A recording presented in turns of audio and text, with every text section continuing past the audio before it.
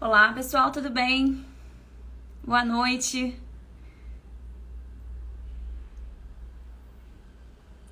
Diogo, professor, tudo bem? Vou já admitir o professor Marcos Lívio aqui em um minutinho. Pessoal, muito obrigada por estarem aqui. Hoje o tema promete, com certeza, muitas reflexões importantes que unem certos aspectos teóricos interessantes do direito tributário, mas com uma abordagem pragmática, né? Porque é o que a gente vive com muita frequência. As iniquidades e a falta de razoabilidade de inúmeras questões do nosso processo administrativo. Eduardo, Arthur, tudo bem? Zé. Não, peraí.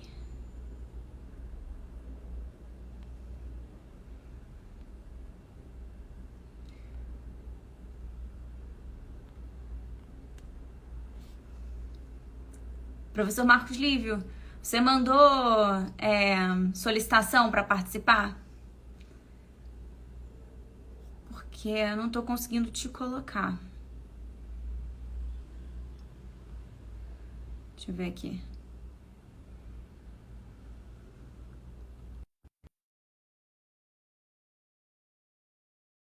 Pessoal, sempre mesmo esquema da nossa dinâmica tradicional de live.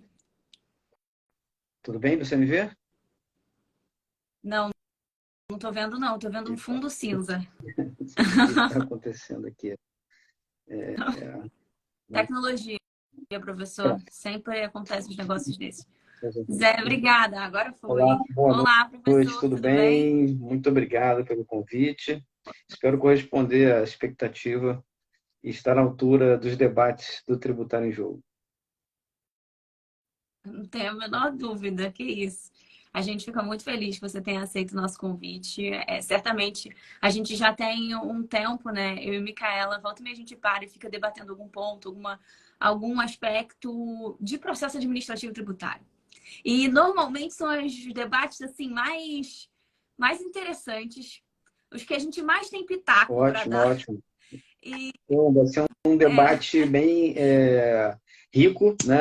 Temos alguns fatos novos na seara do processo tributário, que é o diagnóstico, os diagnósticos, na verdade, que foram feitos pelo CNJ, pela Receita, e os projetos da sim, reforma tributária que serão aqui comentados.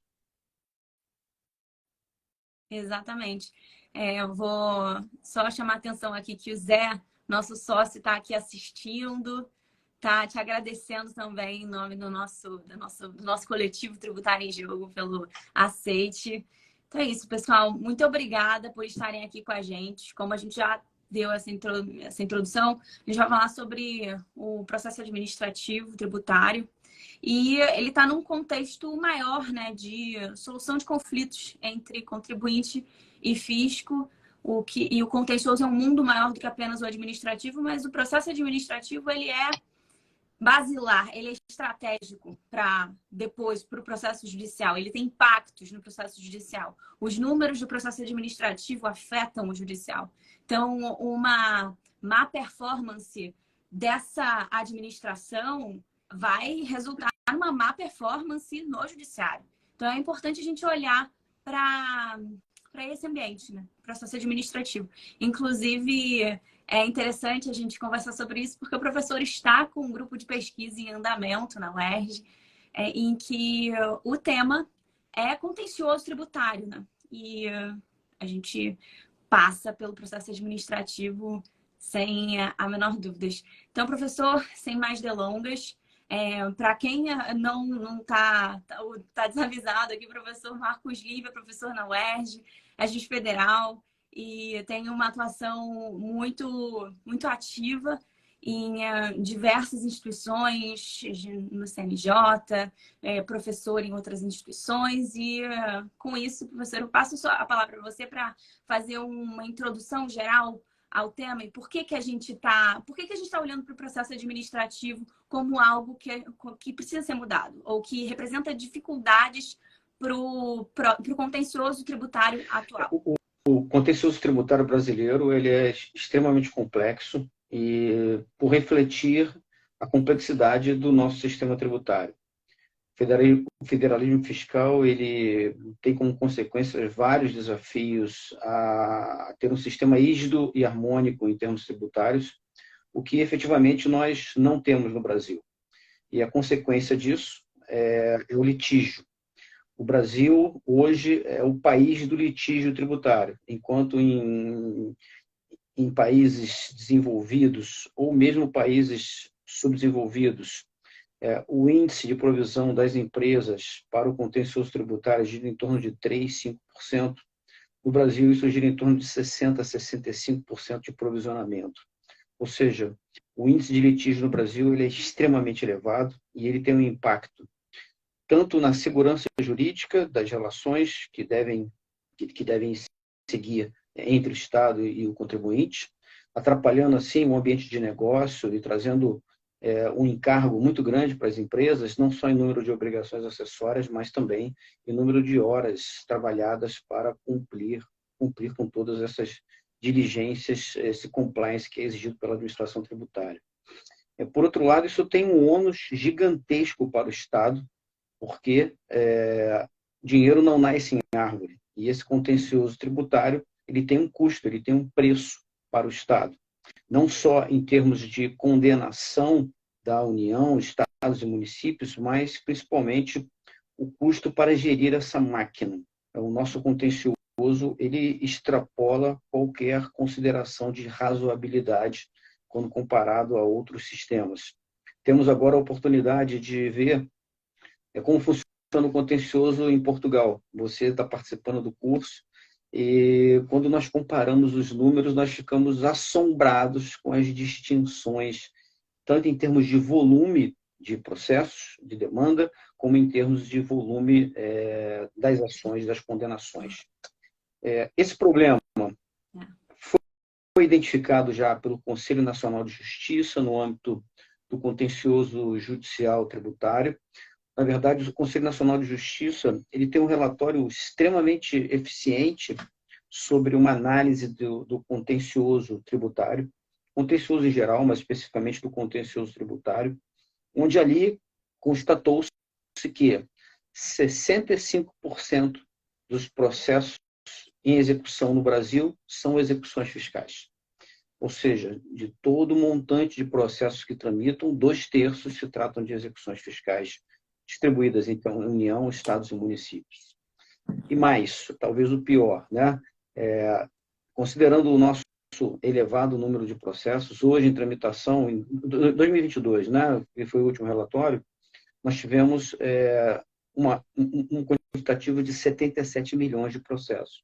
Desses 77 milhões de processos, 50% mais ou menos tratam de matéria tributária e dentro disso a maioria deles execuções fiscais.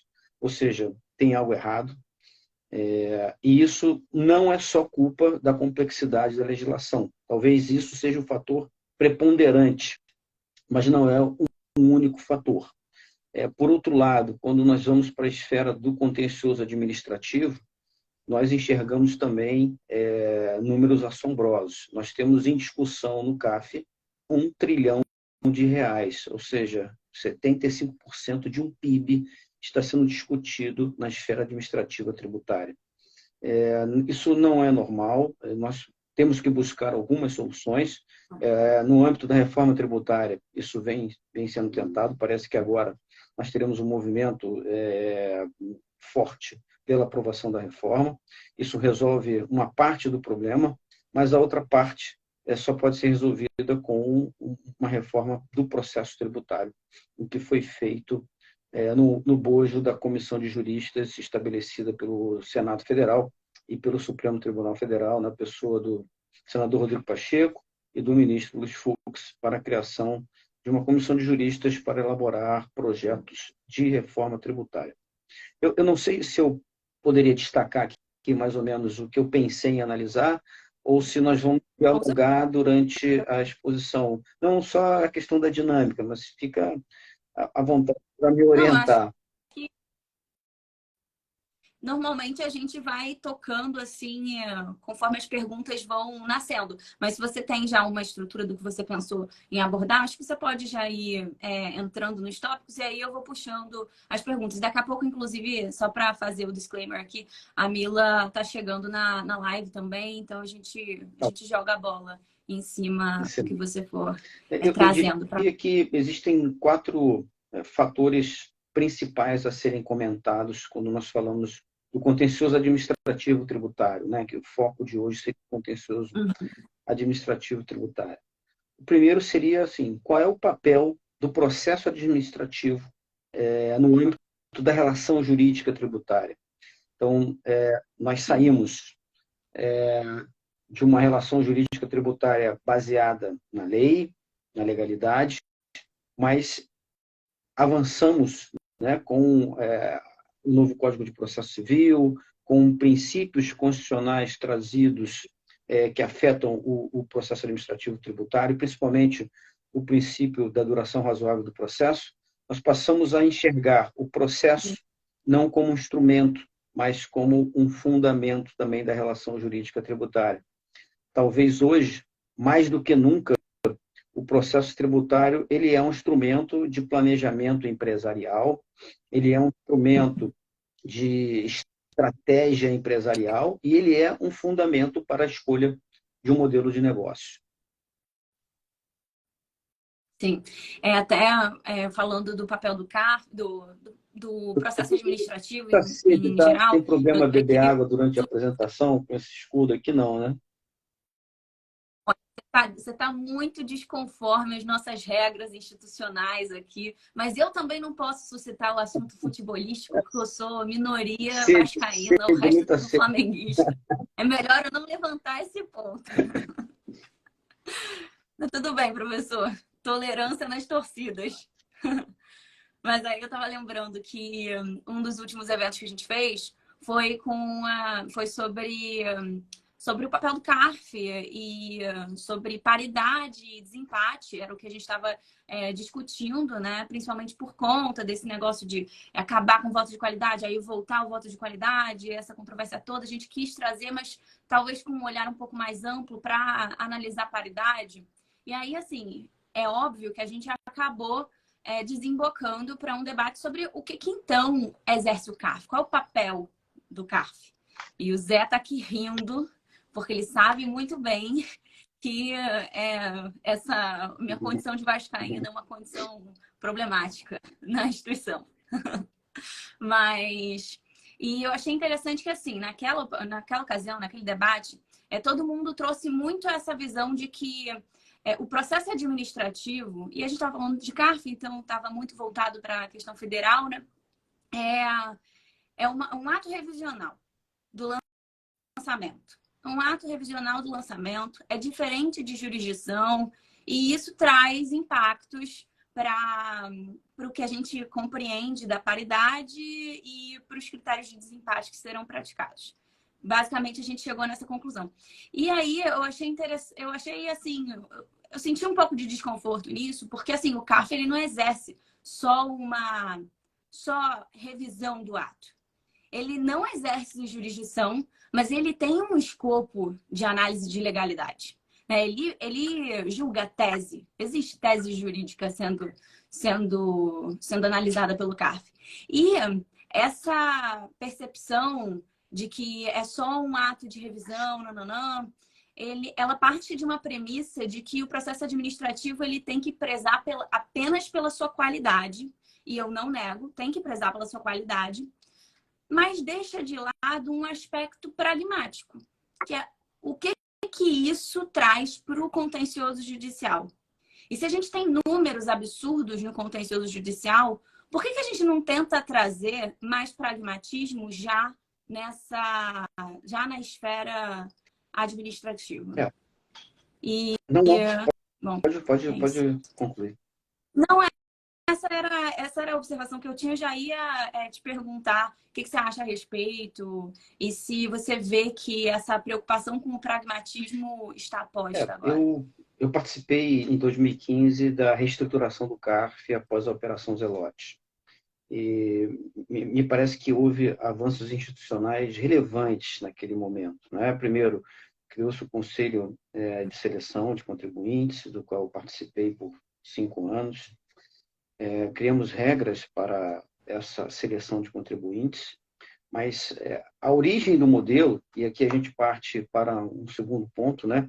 A questão do desenho institucional, análise da arquitetura do contencioso administrativo. A origem do problema está no desenho e na arquitetura de funcionamento do órgão, especificamente do CARF, que seria o nosso standard, o nosso modelo mais completo. O Brasil é um dos poucos países do mundo onde a composição do órgão de julgamento administrativo, do controle de legalidade, foi bom você falar nesse ponto, o CARF vai muito além da revisão do ato administrativo. Na verdade, ele interpreta a legislação e verifica se aquela aplicação foi correta ou não. Então, ele não trabalha só com fatos, ele trabalha com análise da lei, sem fazer o controle da constitucionalidade. E, por isso, o papel do processo administrativo ele é vital na relação jurídica tributária e é vital também para o próprio Poder Judiciário. Na minha experiência prática, falando em pragmatismo, quando eu estou diante de um processo tributário em que já houve julgamento administrativo, ele vem muito melhor preparado, ele vem muito melhor instruído, a questão fática vem muito bem debatida, então torna muito mais fácil o papel do julgador. Mas voltando à questão central, a arquitetura do CARF, ela induz a um litígio, ela induz a que o tema seja levado ao Poder Judiciário. Antes do voto de qualidade e após a questão do voto de qualidade, né, a alteração que foi feita. Antes, porque o contribuinte ele não se satisfazia em perder pelo empate, né, ou mesmo perder, ainda que não fosse pelo empate. E isso levava ao Poder Judiciário. Após essa alteração, a Fazenda começou a suscitar, levar as questões que ela perdia pelo voto de qualidade para o Judiciário. Talvez esse fosse o próximo passo, se não houvesse a medida provisória retornando ao modelo anterior. Então, nós teríamos aqui uma tentativa de revisão do controle administrativo pelo Judiciário provocado pela própria Fazenda, uma hipótese de venir e contrafacto próprio invertida, ou seja, também não seria a solução ideal. Então, a raiz do problema está na arquitetura do órgão, que se reflete nos outros estados da federação. Então, primeiramente, a questão da paridade ela não é tão problemática se houvesse uma composição que não levasse ao empate, ou seja, uma composição par. Ou seja, o âmago do colegiado está em uma decisão consenso colegiada, mas em que não haja empate. O empate é uma situação anômala, extraordinária no órgão colegiado, e para isso deveria haver solução institucional, o que me parece que não havia antes da alteração do voto de qualidade em favor da Fazenda Pública. Eu também não achava o modelo correto. Eu sempre propugnei que o órgão não deveria ter os seus julgamentos decididos por empate, que deveria haver uma composição que não levasse ao empate. E dentro desse tema, assim, não há como nós fugirmos a um ponto extremamente relevante. A interpretação, né, o Código Tributário Nacional, a própria alteração que levou à alteração do voto de qualidade em favor do contribuinte, tinha, num primeiro momento, a intenção de excluir tão somente as penalidades pecuniárias. E faz algum sentido, né? Quando nós trabalhamos, por exemplo, com planejamento tributário, aqueles sistemas que propugnam que a decisão vá para um órgão independente para o seu julgamento, normalmente o que se dá é a exclusão da penalidade pela ausência de dolo ou de uma conduta abusiva do contribuinte. E aqui nós poderíamos também fazer uma analogia e utilizar o mesmo raciocínio. Por consequências, né, político-institucionais do Congresso Nacional, num dado momento, isso foi alterado, e causando um problema inverso, que eu já sabia que não ia ficar como estava. Os servidores, tanto da Receita como da Procuradoria, não se conformavam com aquela situação. E nós estamos voltando, agora nós estamos caminhando tudo parece que nós estamos caminhando para uma solução intermediária, essa solução de abranger as penalidades pecuniárias tão somente. O que eu poderia dizer primeiro, não dá para nós utilizarmos experiência de direito comparado como se fossem direito brasileiro. Não dá para transplantar tudo que nós vemos lá fora. Mas algumas soluções são muito boas e poderiam ser utilizadas aqui. Vou dar um exemplo. No Reino Unido, quando eu tenho alguma questão de planejamento tributário, isso vai para uma comissão independente, fora da Receita, para julgar aquela matéria, como uma questão de ordem, mérito, e depois o tema volta para finalizar o julgamento. Essa poderia ser uma solução. Uhum. Uma outra solução, que também não é fácil, porque ela induz a problemas de competência institucional, seria um órgão formado por julgadores independentes e concursados. Mas isso afetaria a competência do Superior Tribunal de Justiça. Isso criaria um outro tribunal no Brasil extremamente forte, porque julgaria causas bilionárias. Então, esse arranjo institucional ele é difícil. Não é fácil falar, olha, vamos fazer concurso, contratar os funcionários por concurso e criar um tribunal independente. Criar um tribunal não é matéria fácil, leva muitos anos e muito amadurecimento. E eu não vejo no Brasil espaço institucional para que se crie um tribunal nos moldes em que alguns doutrinadores propugnam. Então, só para concluir essa parte, tá, Tatiana? Me parece que o modelo é ruim, o modelo não deveria induzir ao empate, e esse modelo ele induz a litigiosidade. Tá. Esse ponto que eu queria resgatar para fazer uma pergunta. Quando você diz que o modelo ele não deve induzir o empate, então a gente não pode trabalhar com votos, né? Porque se a gente for trabalhar com votos, eventualmente algum empate pode acontecer, mesmo quando você tenha uma composição ímpar, né? Porque vai que alguém está impedido ou tem alguma causa de afastamento correlata.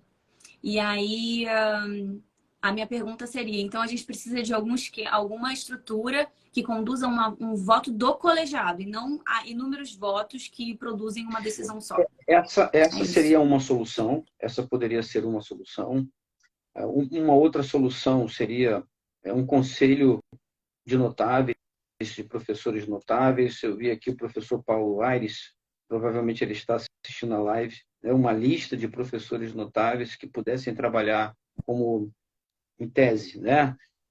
Árbitros ou pessoas convocadas para resolver um caso de empate, pessoas que estivessem listadas. Hoje, os países fazem isso no âmbito do procedimento amistoso, na solução de questões de tratado, é convocado outro externo para resolver uma demanda entre dois países. Então, esse seria um modelo.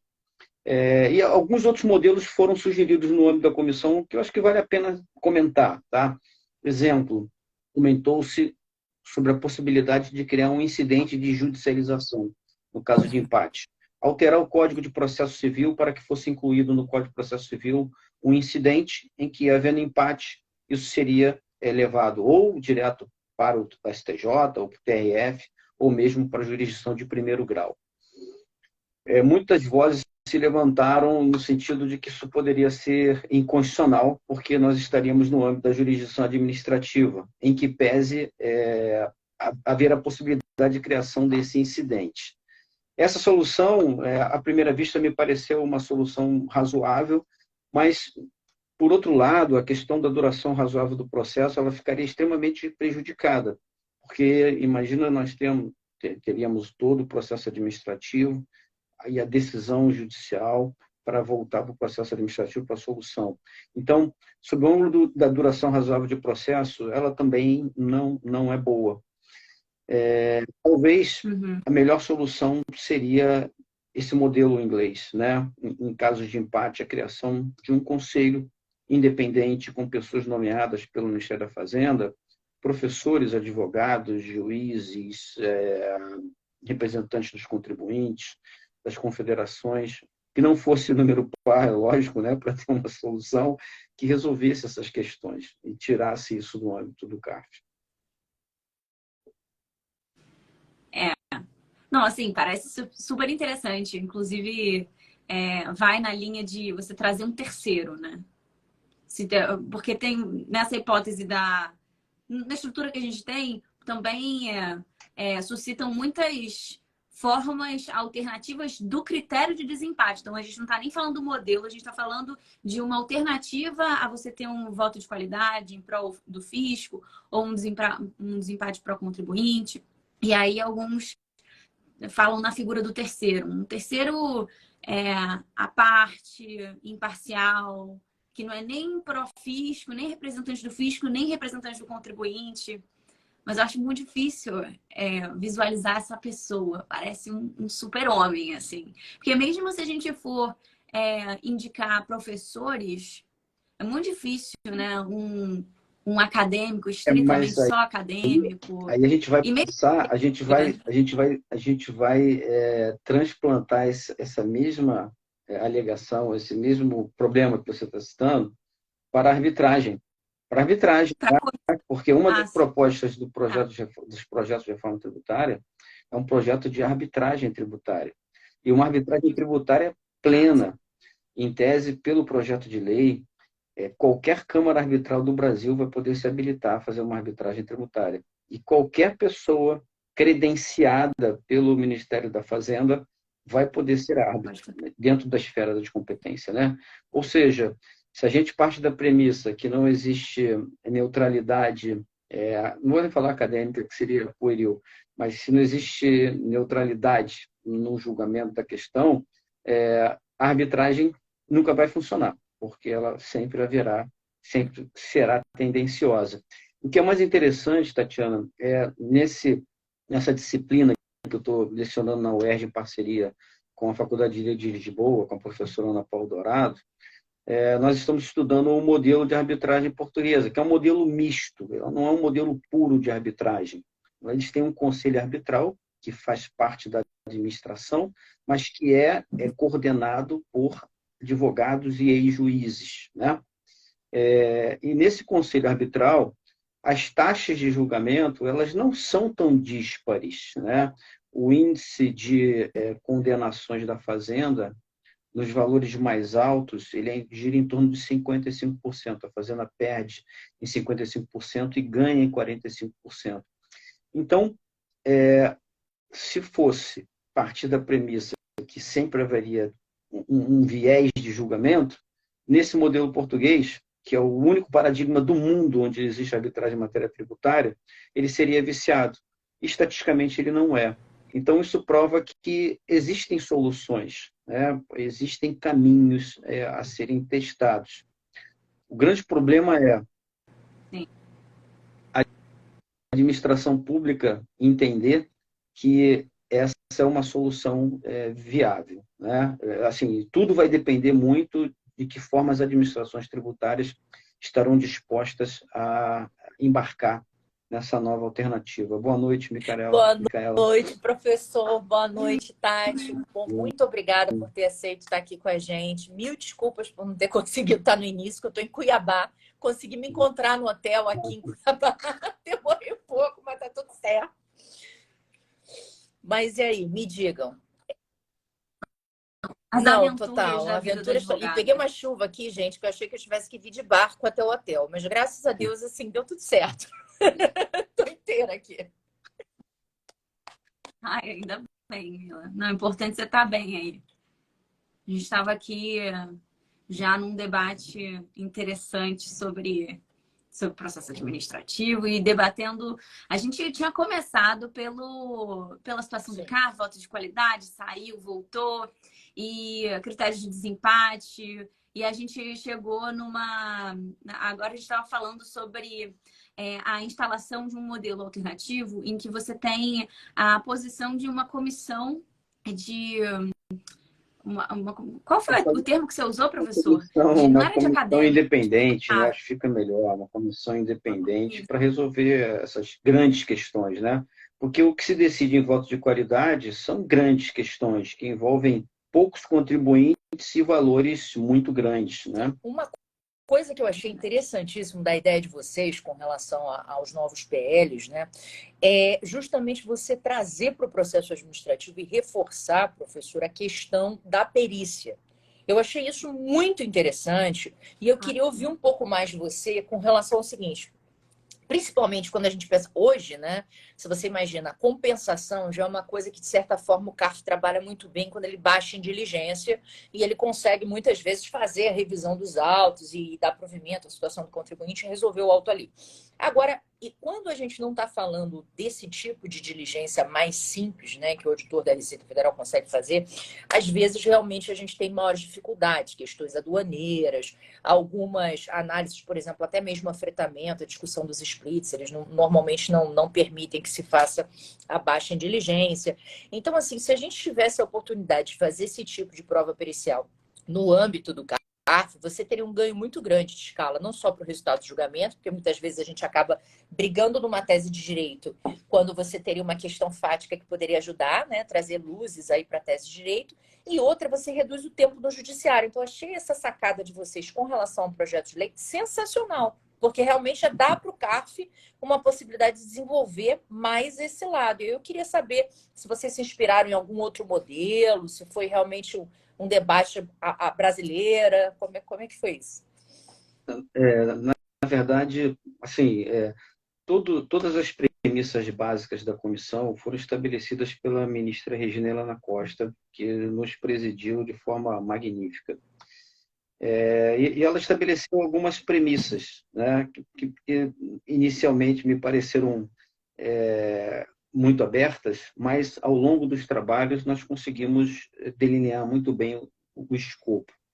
Então, a primeira premissa foi fortalecer o processo administrativo, ou seja, dar todas as oportunidades possíveis para que o contribuinte se defenda no processo administrativo, aumentando, assim, o direito à ampla defesa ao seu máximo. Por outro lado, também é um dado ruim, estatisticamente e institucionalmente. Atualmente, apenas 3% das execuções fiscais conseguem recuperar algum crédito. Então, para dar um exemplo a grosso modo, a cada 100 mil reais executados, somente 3 mil reais são recuperados. Ou seja, a taxa de ineficiência da execução fiscal é muito grande. A execução fiscal basicamente não funciona. Eu lembro até, numa das aulas, Micaela, você comentou a questão de qual é o universo de pesquisa, né? Então, eu falei, no diagnóstico do contencioso judicial, por exemplo, nós constatamos que existem centenas de milhares de execução fiscal de IPTU. O mais incrível é, olha, o IPTU é o imposto mais simples da nossa federação, como é que é contencioso? Porque os cadastros não são atualizados, os prefeitos não querem cobrar os seus contribuintes para não perder voto. Então, existem problemas sistêmicos nessa cobrança. Mas não só o IPTU, né? Nós podemos falar PIS/COFINS, que é um tributo extremamente complexo, contribuição previdenciária também. Então, a balança foi exatamente essa, fortalecer ao máximo o devido processo legal, mas, por outro lado, fortalecer a execução fiscal. E os projetos, por exemplo, o projeto de execução fiscal, ele é bastante inovador. Ao mesmo tempo em que ele permite a antecipação de garantia, suspendendo a execução, para evitar que o contribuinte não tenha certidão negativa, que é fundamental para o exercício da empresa, ele autoriza que haja uma pré-penhora, que já instauraria um processo administrativo dentro da Procuradoria, se o contribuinte embargar. Então, vai ter um embargo administrativo. Então, dentro da própria execução, haveria um embargo administrativo. E se ele falhar no embargo administrativo, ele ainda teria um embargo judicial. Então, foi criada uma outra figura. Em relação à compensação também, por exemplo, que você citou, admitir-se-á na execução fiscal a compensação, né, que é vedada hoje pelo STJ. Então, pensou-se em medidas de fortalecimento. Então, a questão da perícia foi um dos aspectos, mas não foi o único, né? Um outro aspecto também muito relevante foi a intimação de terceiros antes da lavratura do auto de infração. Então, hoje em dia, o terceiro ele entra já autuado para fazer a sua defesa. Nos meus tempos, né, muito lá atrás, como auditor, há mais de 20 anos, eu nunca fiz isso. Eu sempre ouvi o terceiro antes de lavrar o auto de infração, porque muitas das vezes, a maioria das vezes, havia alguma justificativa que impediu o lançamento. Mas essa medida, na verdade, não existia. Uma outra alteração também foi a questão de autorizar prazos dilatados para o exercício de direito de defesa. Foi ampliado, por exemplo, para 60 dias a possibilidade de impugnação. Então, houve um debate muito acalorado sobre a questão da verdade material dentro do processo administrativo. Analisando os prazos do processo administrativo federal, houve uma preocupação de que isso se tornasse um processo judicial em termos de duração do processo. E essa verdade material ela poderia significar que a cada fase do processo administrativo no CARF, ou mesmo na Receita Federal, nas delegacias de julgamento, houvesse a paralisação para fazer uma perícia ou para... Então, ampliou-se o período em que o contribuinte poderá pedir a sua prova. Então, essa foi uma outra iniciativa. E, por fim, né, acho que a premissa duas mais contundentes foram, primeiro, a questão de fortalecer os meios alternativos de solução de controvérsia. Por isso, nós tratamos de mediação na esfera federal, tratamos de medidas de cooperative compliance no projeto de lei complementar que trata do processo administrativo. Mais para frente eu darei algumas características principais. Tratamos da mediação, da transação também, que já é um modelo de sucesso. E, por fim, da arbitragem, que é algo completamente novo e que, por incrível que pareça, e para a nossa grata surpresa, teve o apoio tanto da Receita Federal como da Procuradoria da Fazenda Nacional. Professor, eu vou puxar aqui um gancho, uma questão que me veio aqui à mente, principalmente se falando de prazos, de alongamento de prazos e de alguns outros detalhes que estão vinculados ao processo administrativo federal, conectando isso com o fato que você chamou a atenção e que eu acho que várias pessoas aqui devem ter ficado abismadas de que execução fiscal de IPTU é um negócio assim 10 mil enorme, reais, 90% abaixo de 10 mil reais. Não, eu fico pensando o seguinte, muitos desses problemas poderiam ter sido sanados no administrativo. Então, a gente tem um problema do processo administrativo em outras esferas que não a federal. E muitos desses problemas talvez só possam ser sanados por norma específica e não por norma geral. Mas talvez a gente esteja trabalhando com alguns paradigmas ultrapassados de o que é norma específica e o que é norma geral. Então, eu queria te perguntar o que você acha que a gente poderia trazer como norma geral para trazer melhoras para o processo administrativo municipal e estadual, já que eles são problemáticos. É super interessante esse tema. Dentro dos nossos debates, nós também constatamos que existe uma diversidade muito grande de desenho do processo administrativo nas esferas estaduais e municipais. Diversidade de contagem de prazo, diversidade de número de recursos. E isso realmente tem um efeito muito negativo na segurança jurídica e no direito de defesa. Então, uma das ideias foi trazer para o âmbito do Código Tributário Nacional, como norma geral, um quadro mínimo de processo administrativo que seria obrigatório para todos os contribuintes, para todos os órgãos federativos. Então, dentro desse quadro mínimo, a gente estabeleceu contagem de prazo, estabelecemos quais os recursos deveriam ser admitidos, entre muitas outras iniciativas. Então, a lei complementar que se propõe a alterar o Código Tributário Nacional, ela traz esse quadro mínimo. Essa foi uma medida que nós visualizamos como um parâmetro que será obrigatório. E já adiantando aqui, um tema que é extremamente interessante, hoje, de ontem para hoje, a FGV, o NEF, o Grupo do qual eu participo com o professor Eurico, divulgou um estudo, uma pesquisa sobre as penalidades pecuniárias no Brasil. E lá foi dito, né, por conta do agravamento da penalidade, que pode chegar a 150%, é uma das maiores do mundo. Então, no âmbito da comissão, nós também tivemos essa preocupação. Nós trabalhamos o tema da dosimetria da pena. Existia um pleito muito grande da advocacia, principalmente pelo representante da OAB na comissão, o doutor Gustavo Bichara, de nós tratarmos da dosimetria da pena. É um tema difícil, não é fácil, né? Existem estudos comportamentais que tratam da matéria, e a questão da penalidade num país com juros altos, ela pode levar a planejamentos tributários para mesmo não pagar tributo e aplicar esse dinheiro, né? Se você não tiver certeza que não haverá penalidade, eu vou pegar o meu dinheiro e vou colocar na Selic a 13% ao ano.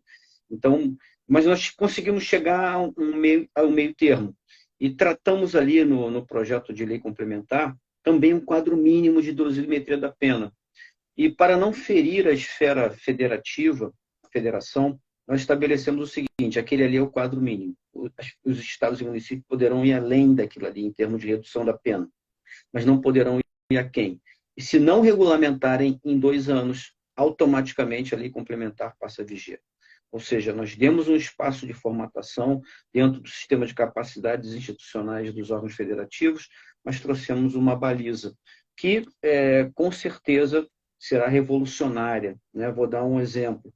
Se o contribuinte, a Petrobras, uma empresa grande, séria, cumpridora dos seus deveres tributários, se ela está num programa de cooperative compliance com a Receita Federal, se ela pratica alguma ilegalidade involuntária, não faz sentido que ela seja punida por aquilo. Então, por exemplo, um contribuinte incluído no programa de cooperative compliance teria uma redução considerável da multa.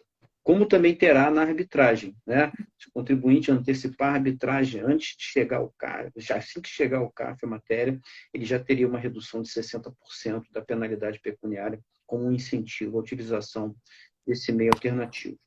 Não, essa medida eu achei sensacional, professor, até porque hoje, né, o que a gente vê? Eu gosto de dar um exemplo que para mim foi paradigmático. Uma vez eu estava analisando o auto de infração de um valor de, assim, nada pequeno, de 9 bilhões de reais.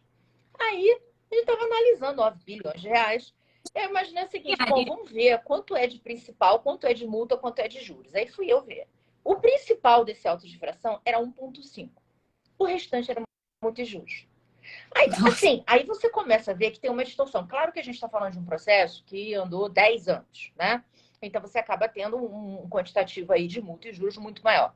Mas isso é uma questão interessante para a gente ver que realmente a mensuração e essa ideia da dosimetria, principalmente aliada à ideia de corporative compliance, é essencial, porque não faz o menor sentido você penalizar um contribuinte que já abriu toda a sua forma de operação para o fisco, que já tem uma relação de fidúcia.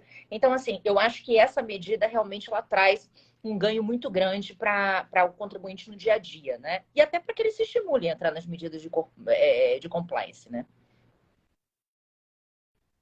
Eu vou puxar, então, uma pergunta ali do seu comentário, tá, Mila? Mudando um pouco de assunto, mas puxando daí, nascendo daí. Se aqui a ideia é melhorar a situação via compliance cooperativo, cooperação, e até vou mencionar aqui um comentário que o Godino colocou aqui no chat, no seguinte sentido: estamos vivendo no município do Rio uma situação complexa nos autos de infração eletrônicos baseados exclusivamente... Acho que deu uma travada, né? Baseados exclusivamente em notas fiscais eletrônicas. E aí o que me vem à mente mas e a fiscalização? Não existe toda uma etapa antes da autuação e antes do processo administrativo que já busca tentar, ali via colaboração, chegar num acervo, numa concordância mínima. Concordância não, né? Concordância não é a palavra. Mas ali, chegar num diagnóstico mínimo dos fatos envolvidos, ainda que depois da autuação, o contribuinte vem a tentar elidir todas as presunções feitas pelo fiscal. Na fiscalização, a gente devia ter esse ambiente. E aí a minha pergunta vai ser motivada pelo seguinte fato. Às vezes a fiscalização não é tão excepcional assim. Às vezes, o que eu quero dizer é o seguinte. Eu estava até lendo um artigo, relendo, porque é um artigo antigo do professor Sérgio André, resgatando a confiança no fisco, do contribuinte. Eu não lembro exatamente como é que é o título, mas eu acho que vocês sabem de que artigo eu estou falando, né? Em que ele fala da relação de confiança da relação do fisco com o contribuinte, do perfil dessa relação no Brasil, que é um pouco mais belicosa, e do que a gente pode, do que pode acontecer para isso ser aprimorado. E tem uma parte que eu acho interessante, que ele está falando da privatização da gestão tributária, em que ele fala o seguinte: não está privatizado apenas o ato de apurar os tributos, o ato de manter documentos, de preservar informações. Não é só isso. Até na fiscalização, muitas vezes, o fiscal ele notifica para que o contribuinte faça análises que, na verdade, a gente poderia estar esperando que ele fizesse, né? E eu achei isso muito interessante. Muitas vezes, o contribuinte ele se depara com uma autuação que tem muitos vícios, talvez motivados por uma fiscalização não tão perfeita quanto poderia ter sido. Perfeita é uma palavra complicada, né? Tão boa quanto poderia ter sido, tão diligente. E depois ele tem um prazo de, sei lá, 20 dias. Porque tem prazo de 20 dias, nem todo prazo de 30. É um prazo curto para tentar ir de diversas questões que deveria ter sido tratadas na fiscalização. Aí minha pergunta existe hoje alguma preocupação em melhorar a etapa fiscalizatória? Isso tudo para perguntar Não, isso. uma das medidas, né? Uma das medidas foi esse tema da identificação, da intimação do terceiro responsável nos casos de responsabilidade tributária, qualquer tipo de responsabilidade tributária, antes da lavratura do auto de infração. Isso na esfera federal, a gente não levou isso para o Código Tributário Nacional, porque existia também assim um cuidado muito grande, né? O Código Tributário Nacional, um senhor, né? De 56 anos. E aí, ele, ainda que ultrapassado em alguns pontos, ele é um dos diplomas mais rígidos do Brasil em termos de matéria tributária. Então, fazer alterações ali é uma responsabilidade extremamente grande. Então, nós fomos em alterações ali. Então, essa iniciativa de intimar o terceiro foi uma das iniciativas que nós tomamos, né? Agora, assim, é um fato. Hoje, 95% dos lançamentos são lançamentos por homologação. Quando nós tivemos um encontro com uma professora colombiana, uma professora espanhola e uma professora de Portugal.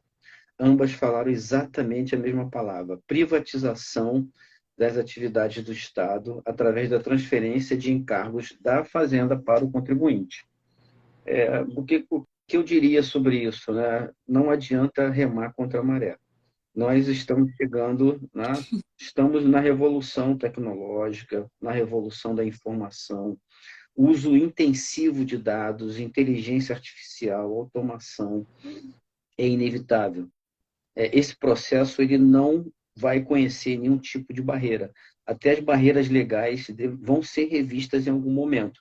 Então, seria utópico falarmos em voltar ao que era antes de ter uma autuação individualizada, tal, né? O que poderia se fazer, talvez algumas administrações tributárias de outros países estejam fazendo, é aperfeiçoar esse processo de coleta de informação para evitar que não tenhamos autos de infração mal feitos mesmo, né? Isso é extremamente relevante. Mas eu diria, Tatiana, que esse processo é inevitável e imparável.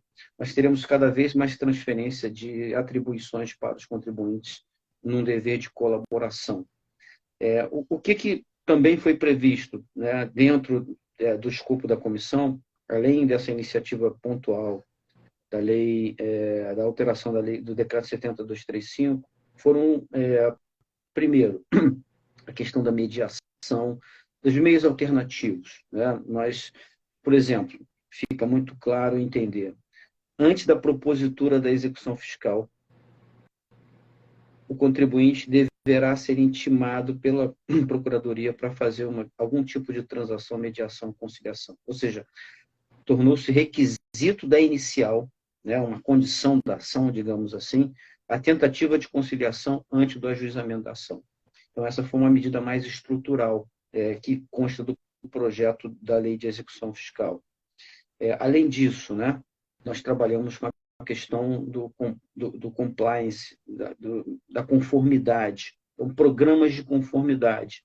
Incentivamos também a todos os entes da federação a fazerem programas de conformidade, em que leve o contribuinte a adimplir voluntariamente a obrigação tributária e não chegar a esse ponto que você falou, de ter uma autuação mal feita, né? Muitas são, milhares, centenas de milhares, e ele tem que instaurar o litígio tributário. Ou seja, pensou-se, primeiro, evitar a propositura da ação, utilizando meios alternativos, e, em paralelo, a questão dos programas de conformidade. Não, essa medida é bastante interessante e eu acho que também aquela lógica da autorregularização, professor, que o pessoal tem usado nas medidas de conformidade, sensacional.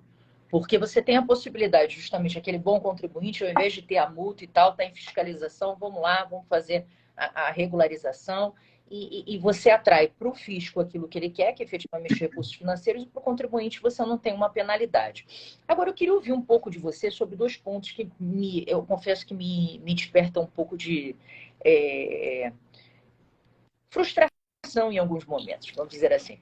A primeira delas é o seguinte: a gente vê que o processo administrativo, até pelas suas complexidades, matérias, estruturas, né? Ele demora, às vezes, muito mais do que a gente gostaria, né? A gente tem um problema de tempo no processo muito grande, no Brasil, de um modo geral, não só no âmbito judicial, mas também no âmbito administrativo. E a gente teve aquela medida no âmbito federal, inclusive decidido pelo STJ, em sede de repetitivo, né, de que o processo administrativo federal deveria ter uma durabilidade de 360 dias. A gente sabe que isso é absolutamente utópico. Não existe a possibilidade do processo administrativo andar em 360 dias. E uma questão que me incomoda é a cobrança de juros depois de passar desse prazo. Porque, na verdade, ao fim e ao cabo, você teria, e aí não sei qual a sua opinião sobre isso, mas você teria uma certa concorrência de culpas, né, de moras ali. Você tem a mora do contribuinte que não pagou e, ao mesmo tempo, você teria a mora da administração que foi configurada a partir do momento que ela não entregou a prestação dentro do prazo de 360 dias. E aí, quanto mais você demora naquele processo, e eu ouço muitas vezes a pessoa dizer, não, mas você, contribuinte, tem um ganho, porque você está com a exigibilidade do crédito suspensa. Veja, eu não sei até que ponto isso representa um ganho, porque você não ter o crédito cobrado, ok, é um ponto. Mas você tem um crédito aumentado também no seu passivo. Então, a sua contingência passiva está só aumentando e você está lá informando para Deus o mundo e o povo da feira, que antes era 1 milhão, agora já está 2, daqui a pouco 2,5, e a gente lá sem chegar a lugar nenhum.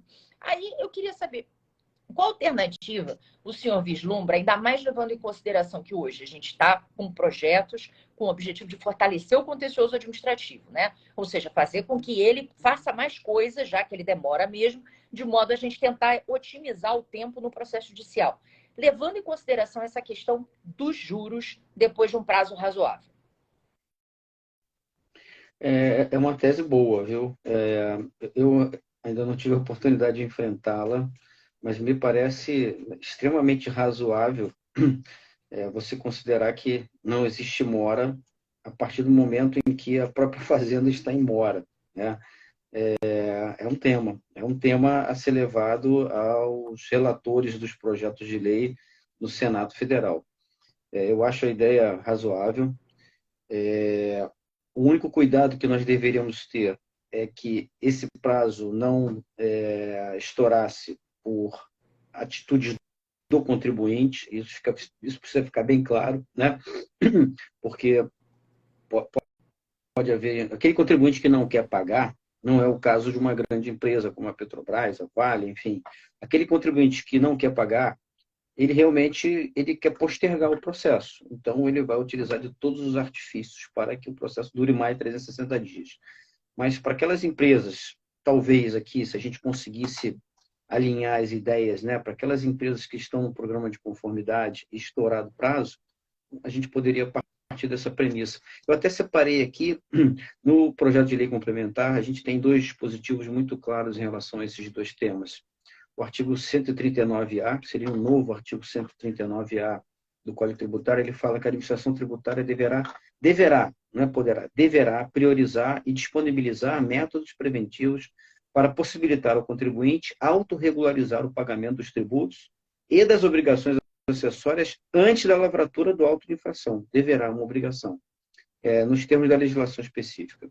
E a administração tributária, 139B, a administração tributária estabelecerá também um comando, programas de conformidade com vistas à prevenção de conflitos, que deverão assegurar o diálogo.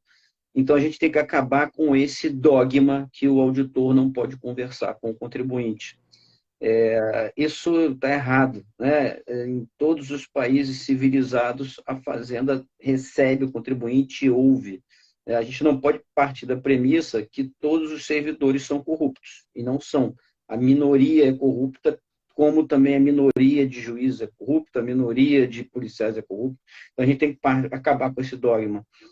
Assegurar o diálogo e a plena compreensão objetiva e subjetiva das divergências ou disputas. Muitas dessas questões, né, principalmente nesses casos mais emblemáticos, elas poderiam ser evitadas se houvesse esse diálogo, ou mesmo uma espécie de arbitragem, né, acerca da interpretação e aplicação da legislação tributária. Enfim, as ideias foram postas lá nos projetos de lei. Caberá à sociedade civil agora dar a sua contribuição, aperfeiçoar o texto. Foi um trabalho feito de uma forma muito dedicada, mas conseguimos fazer 8 projetos de lei em 6 meses, com reuniões semanais de 4 horas. Com certeza, não são projetos perfeitos e acabados, mas é um embrião para que, a partir dali, a sociedade civil faça as contribuições e possa melhorar os projetos e termos aí meios de defesa, ampla defesa, prazos razoáveis, julgamentos mais, como eu diria, né, mais perfeitos. Não, perfeito, professor. Assim, eu acho que a iniciativa do trabalho de vocês de se preocupar em entender o contencioso tributário, o que a gente tem hoje de impacto, né? Como ele impacta o PIB, como ele impacta o investimento, como ele não é bom para ninguém. De certa forma, vocês estão trazendo aí uma nova onda para que as administrações vejam o contribuinte de uma forma positiva, não se afastem. Isso já tem sido incorporado pela PGFN, a Receita Federal tem buscado também melhorar esta visão. Então, acho que tudo é uma questão de mudança de modelo mental, de como ver o outro nesse contexto, e uma mudança de lei. Né? Vocês fizeram a parte mais importante, estruturada em 6 meses, tempo recorde. Você sabe o quanto eu sou fã do senhor, assim, não preciso dizer. Acho que o senhor tem uma mente muito além, né, de tudo, e consegue estar acompanhando o que está acontecendo no mundo e trazer com o objetivo de realmente estruturar o sistema e melhorar esse âmbito tributário que a gente tanto ama. Então, assim, eu só queria agradecer profundamente você ter disponibilizado alguns segundinhos para estar com a gente aqui, porque eu sei que a sua agenda é absurda, né? E dizer que eu fiquei muito feliz de ouvir um pouco mais e da gente dividir com o pessoal como tem coisas boas acontecendo, como tem projetos que têm a oportunidade de trazer melhorias efetivas para o contencioso tributário. Então, eu te parabenizar por isso e agradecer mais uma vez pela sua presença aqui conosco. Muito obrigado. A admiração é recíproca, as duas. Com certeza, as mais competentes advogadas tributaristas que já passaram pela UERJ. Teria o maior prazer, sempre convidado estarei aqui. Foi uma experiência bastante interessante. Obrigada, professor. Olha, subscreva tudo que a Mila disse. Me parece que uma das coisas mais interessantes, né, desse esforço, desse estudo, é ser diferente a números e é um diagnóstico real.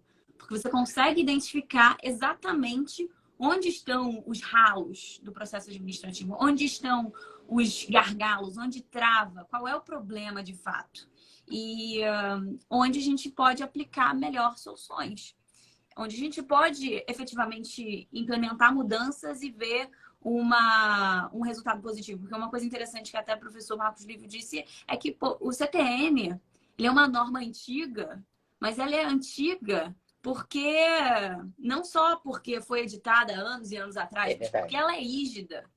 E ela não foi alterada por outras normas a posteriori, porque ninguém fez uma norma tão boa quanto aquela que tinha sido pensada. O CTN foi produto de um largo debate naquela época, né? Então, realmente a gente está trabalhando com o status quo que foi bem estruturado para aquele momento, naquele momento. Então, isso é uma coisa interessante, né? O diagnóstico, ele trouxe isso, um diagnóstico, uma questão, fatos em cima dos quais a gente consegue trabalhar e, eventualmente, visualizar um processo administrativo e judicial melhor para o contencioso tributário. Professor, muito obrigada. Foi excepcional o nosso papo. Eu ainda tenho perguntas, mas é aquilo, né? As lives, a gente costuma dizer que as melhores lives são aquelas que a gente continua tendo pergunta para fazer. Porque significa que, eventualmente, vai ter uma versão 2. Né? Então, com isso, gente, agradeço a todos que estavam aqui assistindo a gente. Eu espero que esse debate tenha sido frutífero para todos. Eu sei que eu me diverti muito falando sobre o processo administrativo. E, Mila, sempre um prazer estar com você. Professor, novamente, muito obrigada por estar aqui com a gente. Ficamos muito felizes e honradas pelo seu aceite. E foi ótimo. Obrigado. Tchau, tchau, gente. Boa noite a todos e a todas. Tchau, tchau.